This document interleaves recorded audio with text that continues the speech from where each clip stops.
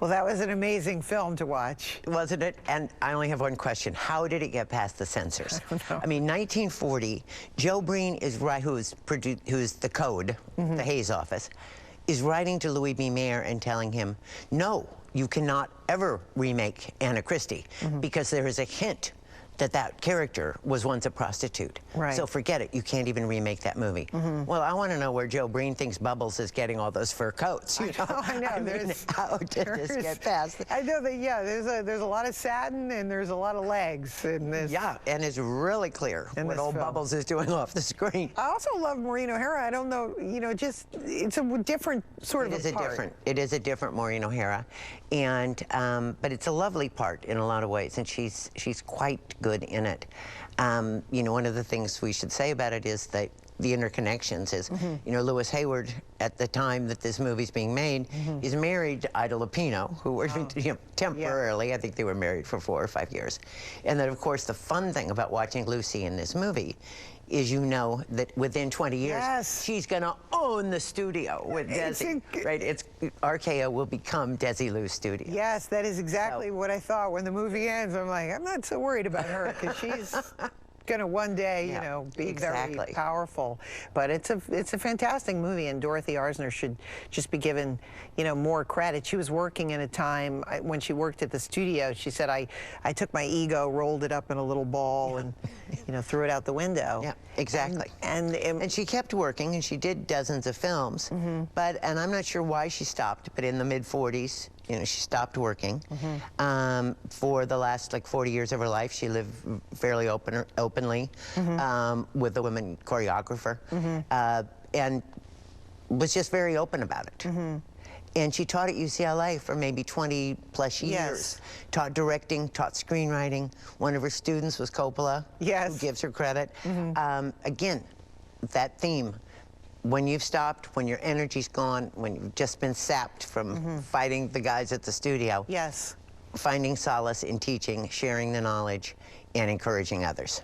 And it should also be mentioned, just as a funny aside, that when she worked with Joan Crawford, and years later, Joan Crawford hired her to do all of her Pepsi Cola commercials. Right, exactly. I could imagine they would have been two tough old broads. Exactly. Here's Joan running the company, but I love that, taking care of their own. Come on. I love that Joan Crawford she was scared of her when they worked together, but yet when she was in a pinch, women stick together.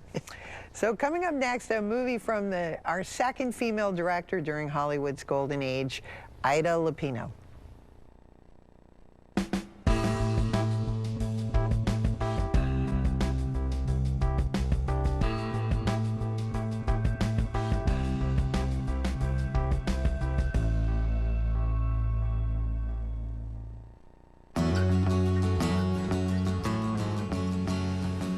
The female perspective is definitely overlooked. Women have different sensibilities. We gravitate sometimes towards different subjects. I think everyone offers a unique perspective, and especially women, because we have not been heard from. I get a little frustrated when I hear women directors who normally do, you know, the soft core, and they want to do an action movie because they want to prove they could do what a man could do. I'm like, what? I have no interest in that.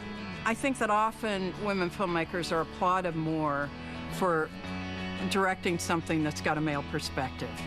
When it's not a male perspective and where the female character is out front and center, then it's appreciated but marginalized.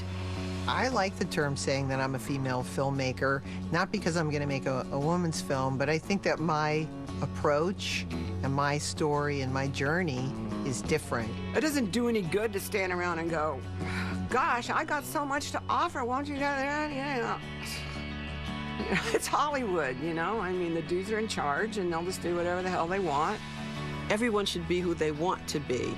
I come from a generation where we're like, yeah, we're out there, we're women filmmakers, we have a different point of view, and yeah, I'm gonna place my camera where you least expect it, from a woman's point of view, or from whatever point of view I wanna place it. We don't tell our stories, who will?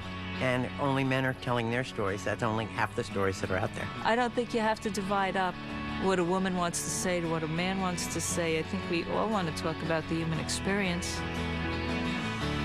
Trailblazing Women, behind the movies ahead of their time. Tuesdays and Thursdays in October, beginning at 8 p.m. on TCM. For more on the series and women in film, go to tcm.com/trailblazingwomen.